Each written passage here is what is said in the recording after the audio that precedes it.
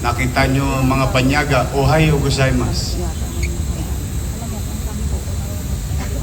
Mga ba yung I love you? History, to Lawson and to the group, Dali, thank you for trusting the city of Manila.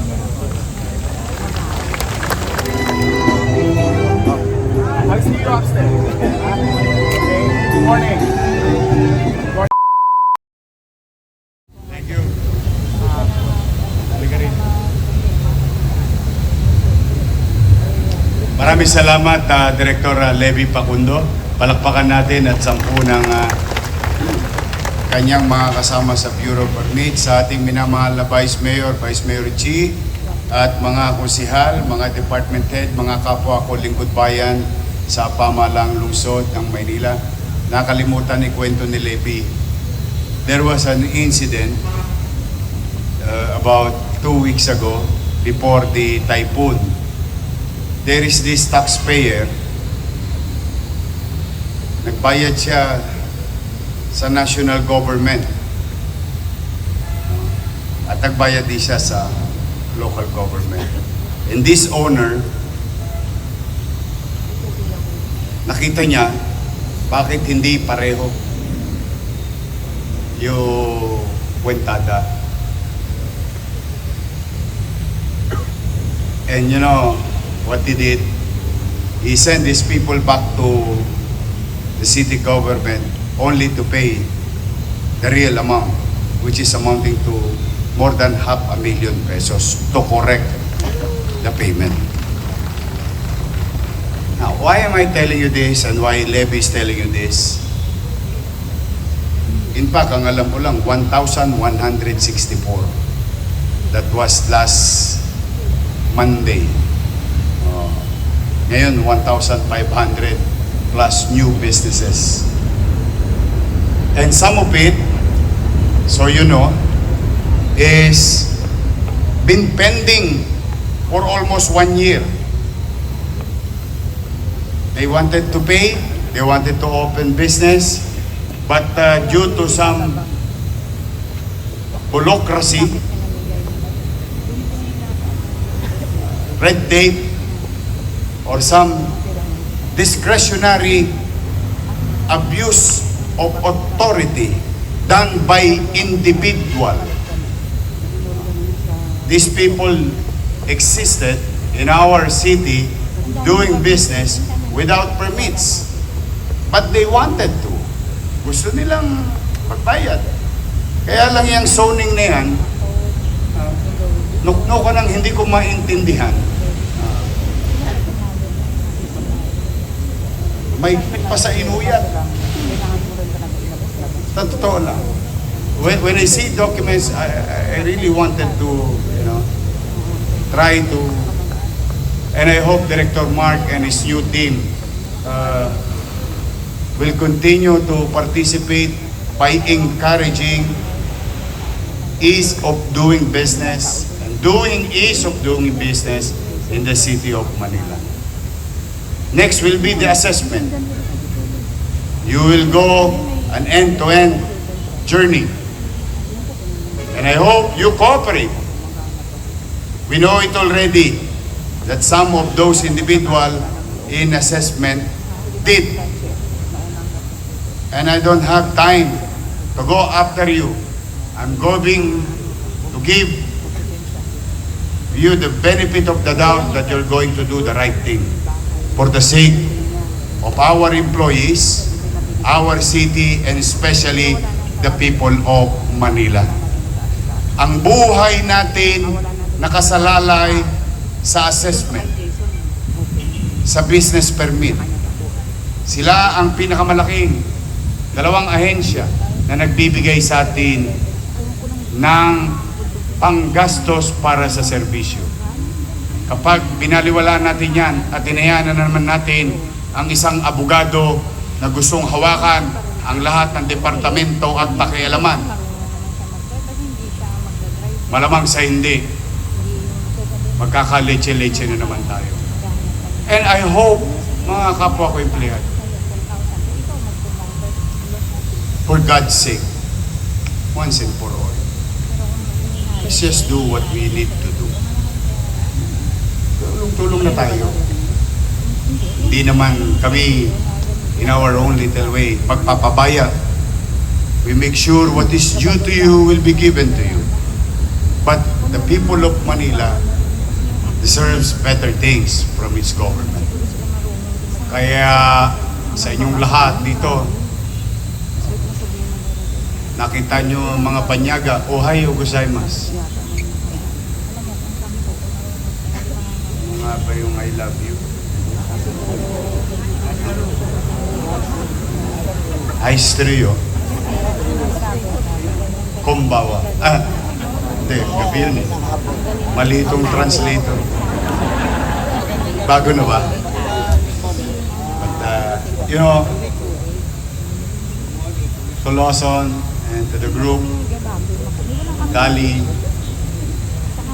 thank you for trusting the city of Manila.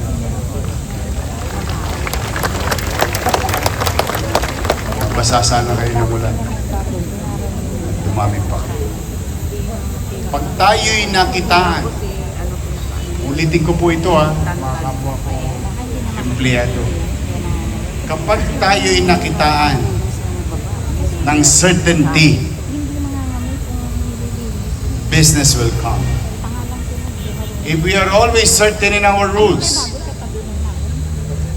and consistent with our effort, business naturally will come. Certainty attracts opportunity. And with that, it will give also opportunity for our people to find jobs inside Manila. So not to go further as far as Commonwealth, as far as Metro Manila. They stay, live, work in Manila. And that is our job as government, to create that kind of atmosphere and environment to the business sector. To those who are watching, to those who are listening, sa mga naghahanap buhay. At yung mga napahiya, I'm sorry on behalf of the city government. Bumalik na po kayo. May gobyerno na po sa lungsod ng Maynila. Kayo naman, huwag kayong mag-alala mga empleyado. Huwag kayong mag-alala. Kami, ni Vice Mayor, ako, at mga kusyal, lahat kami nagbe-behave sa JO. Yang JO na yan, yan ang sumira ng kaban ng bayan.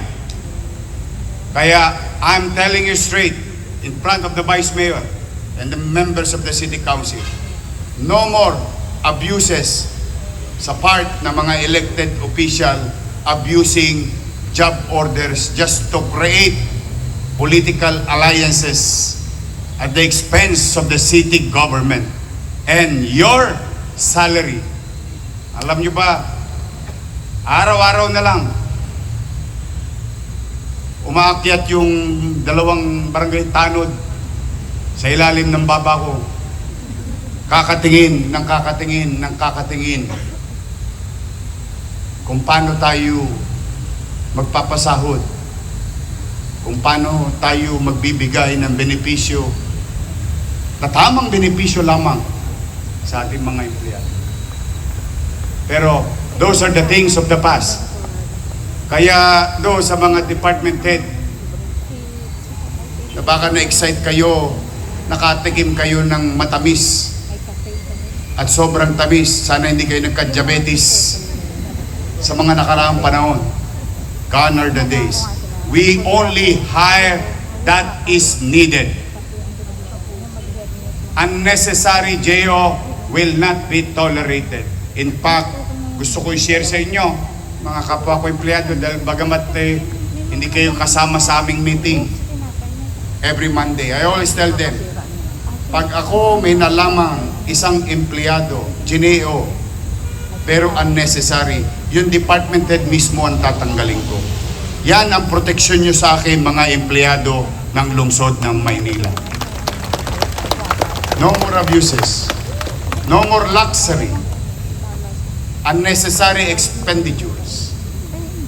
Kung nag-iikayat tayo na maging masinop, kami mismo, dapat ni Vice Mayor, mga kusyal o mga halal ng bayan, maging masinop sa pananalapi at paggastos sa ating kaban ng bayan ng lungsod ng Maynila.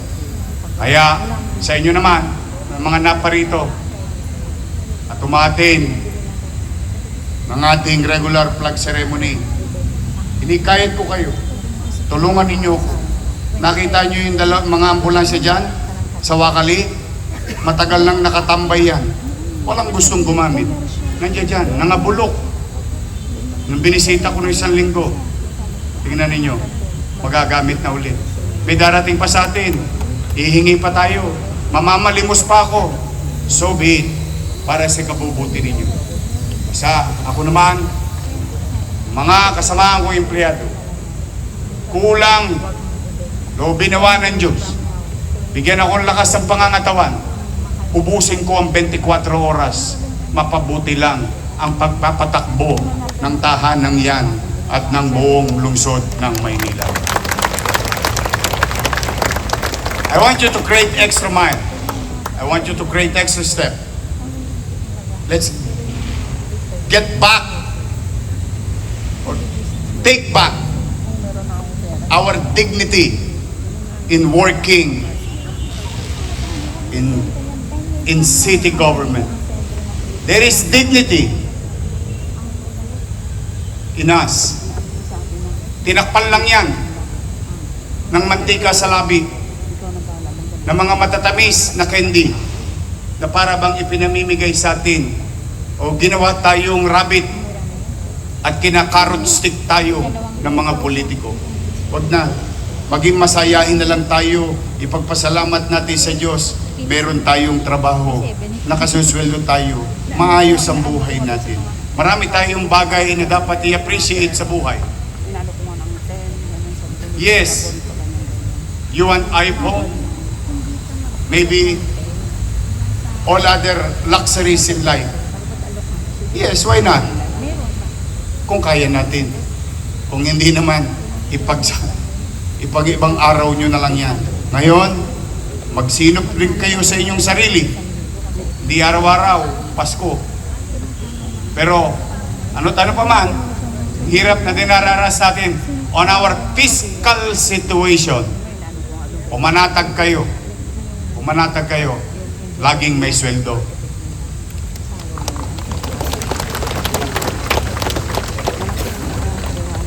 I really naawa ko sa sarili ko. Tanging binabalita ko na lang sweldo. But that's the reality of life. That is the reality of our situation. Kaya naman kami nagpupulis din sa sarili namin. But for now, 1,500 plus new businesses, new jobs, new income.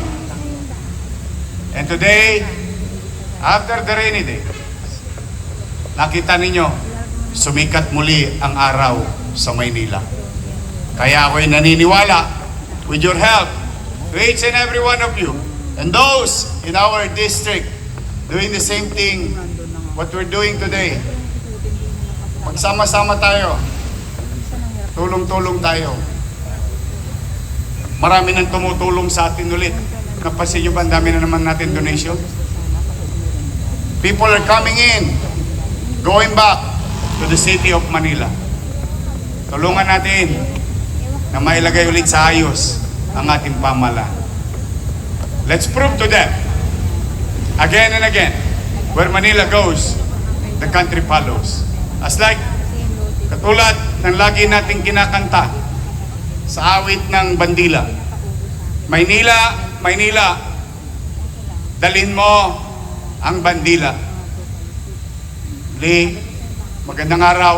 Hangad ko ang kaligtasan at kalusugan ng bawat isa sa inyo ngayong linggong ito. Isang maaraw na Lunes. Isang araw na maaari natin sisimulan ng magandang linggo para sa kinabukasan ng mamamayan ng lungsod ng Maynila. Maraming salamat. Pagpalain nawa kayo ng buong may kapal. Manila! God first. Thank you.